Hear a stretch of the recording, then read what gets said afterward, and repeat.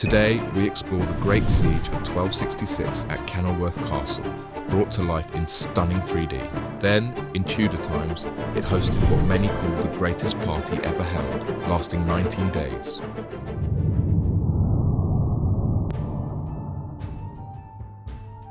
Located just southeast of the city of Birmingham, England, Kenilworth was founded around the year 1120 by Geoffrey de Clinton, who was Royal Chamberlain to Henry I. Geoffrey was a rare figure in early medieval history, as he was not actually born into wealth, but built his wealth as a talented treasurer. This lack of noble claim often annoyed earls of the time. So it is likely Geoffrey built Kenilworth not just to defend his position, but to show off.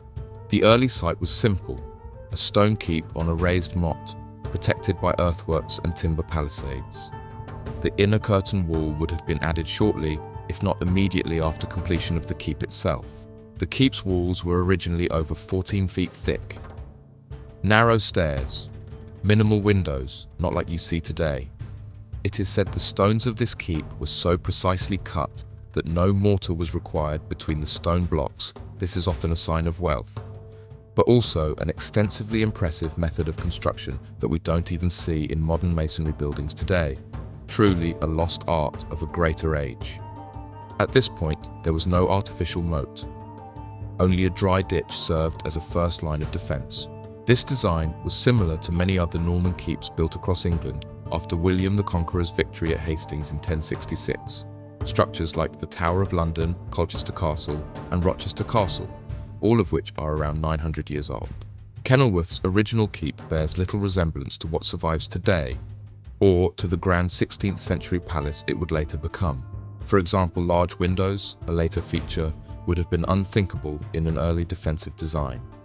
But change was going to come fast. Civil war would soon become almost routine in English history.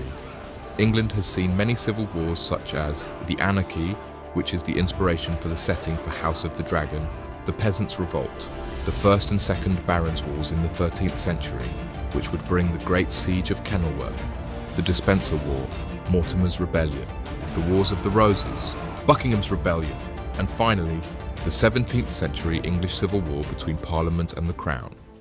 Kenilworth Castle played a part in many of them. By the 1260s, Kenilworth had transformed into one of England's greatest fortresses. King John had created the Great Mere, flooding over 100 acres around the castle. In places, the water was up to 18 feet deep, created by damming 2 local rivers. Controlled by sluices, defenders could flood surrounding land, turning fields into swamps overnight. The garrison stationed on the wall overlooking the mere would have felt secure, regardless of what lay beyond, something the great siege to come would soon put to the test. These water defences were the largest of their kind in all of Europe, essentially turning Kenilworth into an island.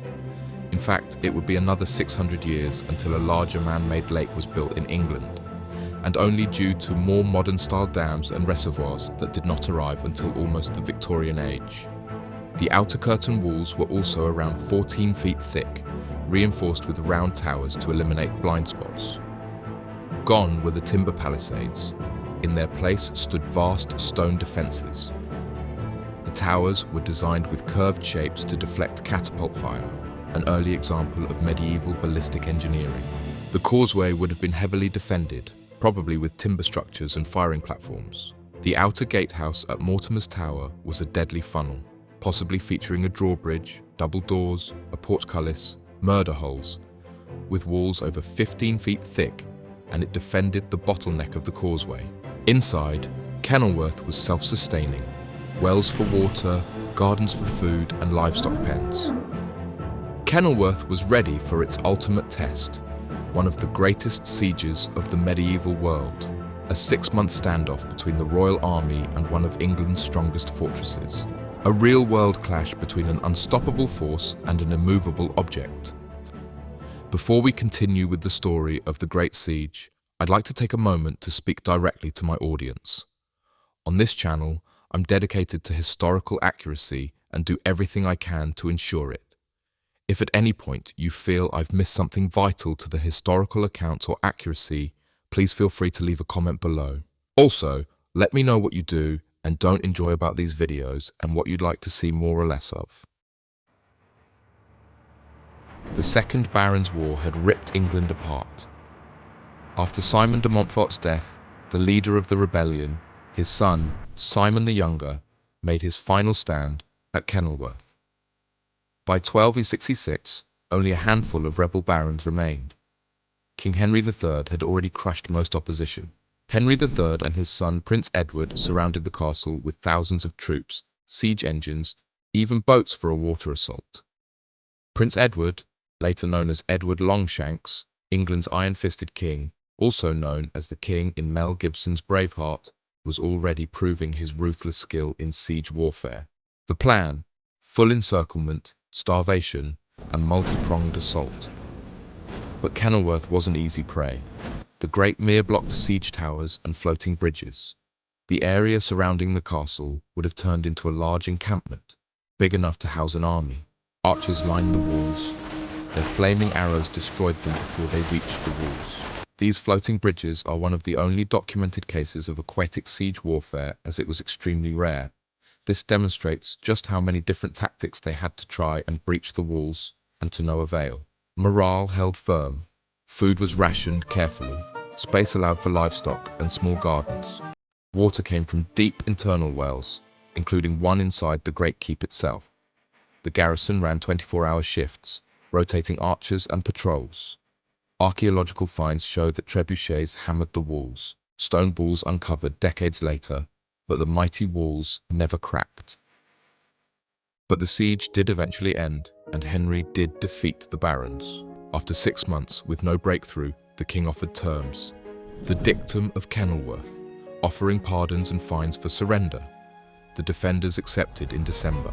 What Henry didn't know was how close the rebels were to collapse. Chroniclers say the garrison had begun eating rats, horses, even boiling leather belts to survive. Many were too weak to stand. Yet the castle itself was never breached. A dictum such of this was incredibly rare, and one of the first legal acts of reconciliation of its kind following a civil war. This shows just how desperate Henry was to end this siege and reclaim the castle. After the siege, Kenilworth evolved again. It was now a symbol of power. Under John of Gaunt, the castle became a grand residence. A new great hall was built, larger windows, decorated chambers, no longer purely about defense. This hall was one of the largest open-roofed structures in England and would have required assistance from the crown to build something so grand. The hall could have hosted an entire jousting tournament inside. Some curtain walls were thin to 10 to 12 feet. Defense gave way to comfort, and early gunpowder warfare had changed the battlefield. By the summer of 1575, Kenilworth Castle was no longer just a fortress. It had become a Tudor palace, redesigned for luxury, ceremony, and royal entertainment. Robert Dudley, Earl of Leicester, had spent a fortune reshaping it, ready for Queen Elizabeth's visit. Robert had known Elizabeth since childhood, and many speculate he was in love with Elizabeth. Others say just a desire to marry the Queen for power. The fortune he spent was a fortune he didn't actually have, but a desperate attempt to do anything to impress her.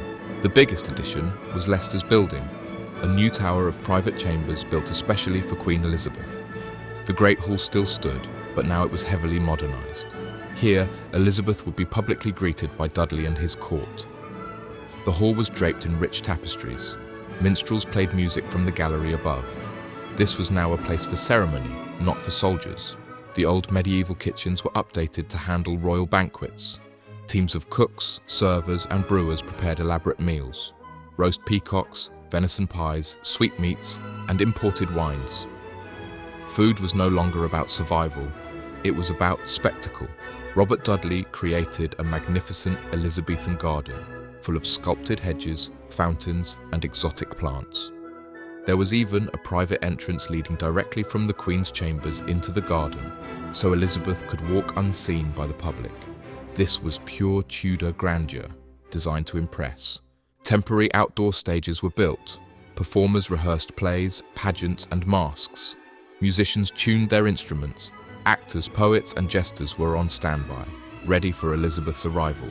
Nearby, the new tilt yard was finished, a full-size jousting arena where knights would battle for the Queen's favour. By the eve of Elizabeth's arrival, Kenilworth was no longer a grim medieval stronghold. It was a royal theatre, a stage for power, politics and spectacle.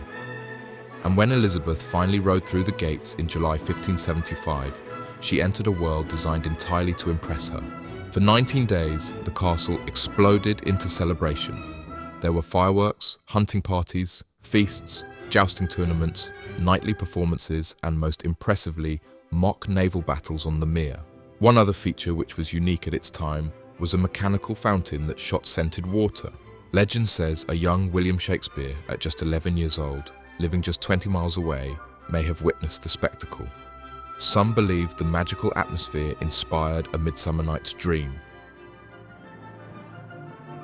Kenilworth was still a castle, and still had military capabilities, and like many sites, castles and forts throughout England, it was to be seen as a key location in the Civil War to come. As such, during the English Civil War, Kenilworth was captured by Parliament. It was slighted, partially demolished to prevent future rebellion. During this war, many castles have stories of siege as the Roundheads clashed with the Cavaliers. However, many like Kenilworth were a much more peaceful surrender. Kenilworth stone was sold off, reused in local homes, taverns and churches. Without slighting, Kenilworth could easily rival Windsor or the Tower of London today. Slighting and recycling of stone was very common. In some cases, old graffiti of witch symbols or Latin prayer have been found on random structures throughout the country. In Kenilworth itself, they have found original castle blocks built into the fireplace of a local pub, blocks in the facade of a nearby church, and even roof tiles possibly from the roof of the 600-year-old Great Hall, which has imprints of medieval cat and dog paws that would have walked across the roof as it was being dyed. Many more are likely yet to be discovered. It was only thanks to early Victorians that the castle was saved from further loss of stone, as the Victorians valued restoration and preservation of such historically important sites. In the 2000s, archaeologists rebuilt Dudley's lost Elizabethan gardens from original court records. Locals still whisper about ghosts near the old causeway, the splash of unseen oars, the echo of hooves in the mist. If ghosts are real, Kenilworth Castle would surely house them. For more 3D castle reconstructions and historical videos like this, subscribe now and watch videos like this one about Beeston Castle, the castle in the sky, and the story of the lost treasure still rumoured to be buried beneath.